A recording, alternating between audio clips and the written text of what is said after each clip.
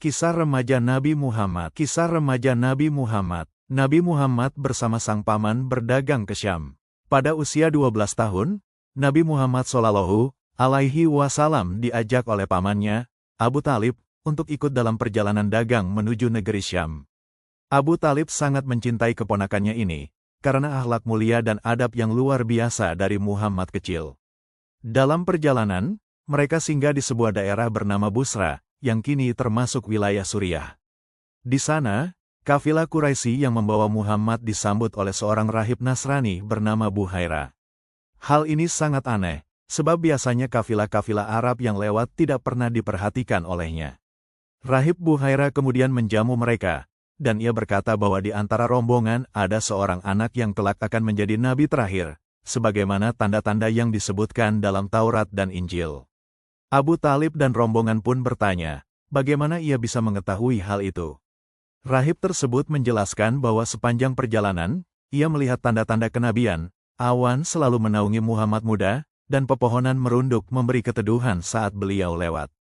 Inilah salah satu peristiwa penting dalam masa kecil Rasulullah SAW, yang menjadi isyarat awal tentang kerasulan beliau di masa depan. Nabi Muhammad menikahi Khadijah. Khadijah binti Khuwailid adalah wanita Quraisy yang cerdas, tegas, dan kaya raya. Ia berasal dari keluarga terpandang, dan mengelola bisnis besar di Makkah.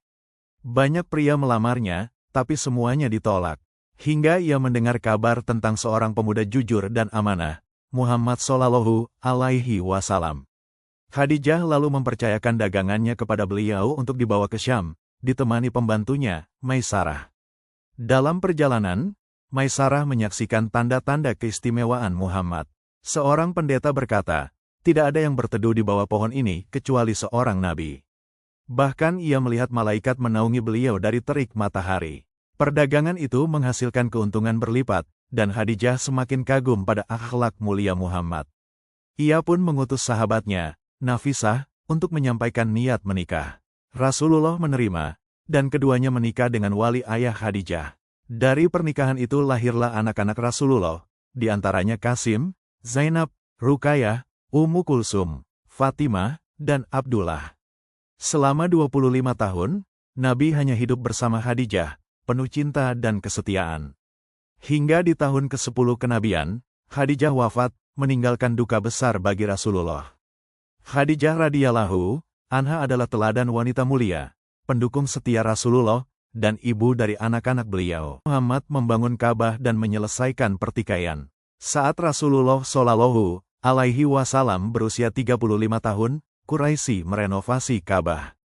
Sebelumnya, bangunannya hanya tumpukan batu setinggi 9 hasta tanpa atap, rapuh, dan pernah hampir roboh karena banjir besar. Quraisy sepakat membangun kembali Ka'bah dengan dana halal, tanpa uang haram seperti hasil riba atau maksiat. Awalnya mereka segan merobohkannya, hingga Al-Walid bin Al-Mughirah memulai, lalu yang lain pun ikut. Renovasi dipimpin oleh seorang arsitek Romawi bernama Bakum. Ketika tiba saatnya menempatkan Hajar Aswad, kabilah-kabilah Quraisy berselisih siapa yang berhak meletakkannya. Perselisihan hampir berujung perang, hingga mereka sepakat, siapa yang pertama masuk Masjidil Haram dialah penentu. Atas kehendak Allah, Muhammad SAW yang masuk pertama. Semua menerimanya karena beliau dikenal sebagai Al-Amin. Rasulullah lalu meminta sehelai kain, meletakkan Hajar Aswad di tengahnya, dan meminta tiap pemimpin kabilah memegang ujungnya. Setelah diangkat bersama, beliau sendiri yang menempatkannya di posisi semula. Semua pun puas dan pertikaian terselesaikan. Karena kekurangan dana, Quraisy mengurangi bangunan 6 hasta dari bagian utara, Hijr Ismail, serta meninggikan pintu agar tidak sembarang orang bisa masuk. Akhirnya, Ka'bah berdiri dengan bentuk baru, hampir kubus, tinggi 15 meter, berpintu setinggi 2 meter, dan Hajar Aswad dipasang 1,5 meter dari tanah. Demikian kisah perjalanan hidup Rasulullah SAW. Semoga kita dapat mengambil hikmah darinya, meneladani akhlak beliau, dan menjadi hamba yang diridai Allah. Allahumma salli ala Muhammad wa ala ali Muhammad, kama salaita ala Ibrahim wa ala ali Ibrahim, innaka Hamidum Majid. Wallahu a'lam bis shawab.